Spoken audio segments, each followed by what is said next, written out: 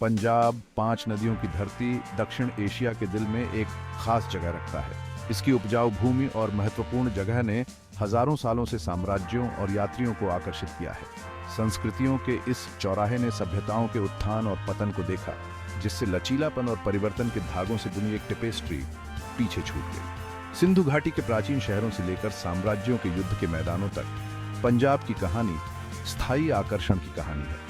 पंजाब के भौगोलिक महत्व को कम करके नहीं आंका जा सकता। ये भारतीय उपमहाद्वीप और मध्य एशिया के बीच प्रवेश द्वार के रूप में कार्य करता था। व्यापार और आक्रमण दोनों को आमंत्रित करता था। 5 नदियां झेलम, चेनाब, रावी, ब्यास और सतलज ने न केवल भूमि को पोषित किया बल्कि आवागमन और संचार को भी सुगम बनाया। इसने पंजाब को विचारों और परंपराओं का संगम स्थल बना दिया, जिससे इसकी जीवंत और विविध सांस्कृतिक पहचान बनी। पंजाब का इतिहास दक्षिण एशिया के व्यापक आख्यान से गहन रूप से जुड़ा हुआ है। यहीं पर प्राचीन सभ्यताएं फली फूली, साम्राज्यों का संघर्ष हुआ और धार्मिक आंदोलनों ने जड़ें जमाईं। पंजाब की कहानी इस क्षेत्र की गतिशीलता और जटिलता का प्रमाण है, जो उन ताकतों में बहुमूल्य अंतर्दृष्टि प्रदान करती है जिन्होंने भारतीय उपमहाद्वीप को आकार दिया है। निम्नलिखित भागों में हम उन प्रमुख अवधियों और घटनाओं के बारे में जानेंगे जिन्होंने पंजाब के समृद्ध और जटिल अतीत को परिभाषित किया है। लिखित इतिहास से बहुत पहले पंजाब दुनिया की सबसे पुरानी शहरी सभ्यताओं में से एक का घर था। सिंधु घाटी सभ्यता, जो 3300 ईसा पूर्व की है, ने अपने उन्नत शहर नियोजन और परिष्कृत संस्कृति के साथ इस क्षेत्र पर अपनी छाप छोड़ी। यह सभ्यता आधुनिक पाकिस्तान और उत्तर पश्चिमी भारत में फैली हुई थी, जिसमें पंजाब एक महत्वपूर्ण केंद्र के रूप में कार्यरत था।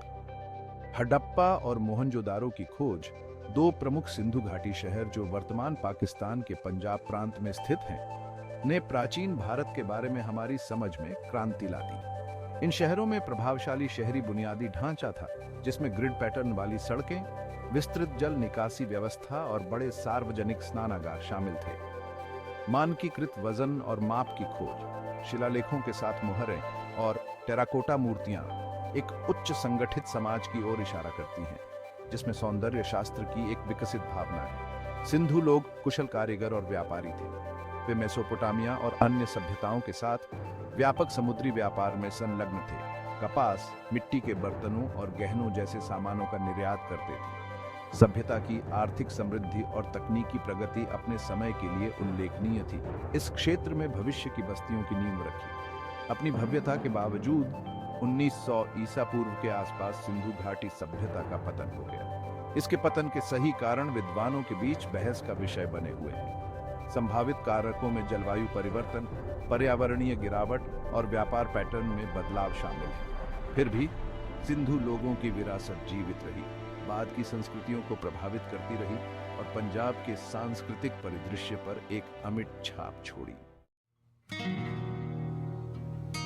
लगभग 1500 ईसा पूर्व लोगों की एक नई लहर इंडो आर्यंस भारतीय उपमहाद्वीप में चले गए। ये देहाती लोग अपने साथ एक अलग भाषा, धार्मिक विश्वास और सामाजिक संरचना लेकर आए, जो पंजाब सहित इस क्षेत्र को गहराई से प्रभावित करेंगे। वैदिक काल, जिसका नाम वेदों के नाम से जाने जाने वाले पवित्र ग्रंथों के नाम पर रखा गया है, ने पंजाब के इतिहास में एक महत्वपूर्ण मोड़ को चिह्नित किया।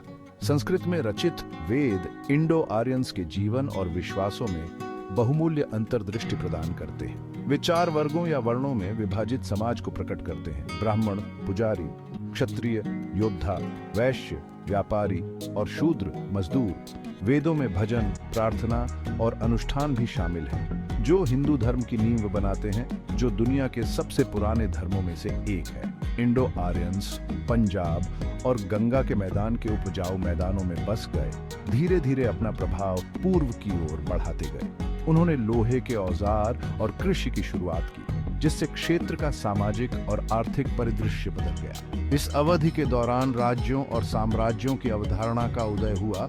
पंजाब में जनपदों के रूप में जाने जाने वाले कई छोटे राज्यों का उदय हुआ। वैदिक काल सांस्कृतिक सम्मिश्रण और आत्मसात करने का समय था। इंडो आर्यंस ने स्वदेशी आबादी के साथ बातचीत की, उनके कुछ रीति रिवाजों और विश्वासों को अपनाया। संस्कृतियों के इस मिश्रण ने परंपराओं की समृद्ध टेपेस्ट्री में योगदान दिया, जो आज पंजाब की विशेषता है। छठी शताब्दी ईसा पूर्व तक उत्तरी भारत में कई शक्तिशाली राज्य उभरे थे। उनमें से मगध था, जो चंद्रगुप्त मौर्य के नेतृत्व में भारतीय उपमहाद्वीप मौर्य साम्राज्य में पहला महान साम्राज्य स्थापित करने के लिए आगे बढ़ेगा। पंजाब साम्राज्य के उत्तर पश्चिमी सीमांत पर रणनीतिक रूप से स्थित ने मौर्य युग में एक महत्वपूर्ण भूमिका निभाई। चंद्रगुप्त मौर्य एक चतुर रणनीतिज्ञ और महत्वाकांक्षी शासक ने पंजाब सहित विशाल प्रदेशों पर विजय प्राप्त की। उन्होंने एक समृद्ध और स्थिर साम्राज्य की नींव रखते हुए एक केंद्रीकृत प्रशासन और एक शक्तिशाली सेना की स्थापना की। उनके शासनकाल ने भारतीय इतिहास में एक स्वर्णिम युग की शुरुआत को चिह्नित किया, जो आर्थिक समृद्धि, राजनीतिक स्थिरता और सांस्कृतिक उपलब्धियों की विशेषता थी। चंद्रगुप्त के पोते अशोक महान ने मौर्य साम्राज्य का और विस्तार किया, अंततः लगभग पूरे भारतीय उपमहाद्वीप को अपने में समेट लिया। हालांकि अशोक को बौद्ध धर्म में उनके धर्मांतरण और शांति और अहिंसा को बढ़ावा देने की उनकी बाद की नीति के लिए जाना जाता है। उन्होंने पंजाब सहित अपने पूरे साम्राज्य में धार्मिकता को बढ़ावा देने वाले अपने शिलालेखों के साथ खंभे बनवाए। पंजाब पर मौर्य साम्राज्य का प्रभाव महत्वपूर्ण था। इसने राजनीतिक एकता, आर्थिक विकास और सांस्कृतिक आदान प्रदान को जन्म दिया। बौद्ध धर्म के अशोक के संरक्षण ने इस क्षेत्र में धर्म के प्रसार का नेतृत्व किया, जैसा कि उनके शासनकाल के दौरान बनाए गए कई बौद्ध स्तूपों और मठों से पता चलता है। मौर्य युग ने पंजाब के इतिहास पर एक अमिट छाप छोड़ी।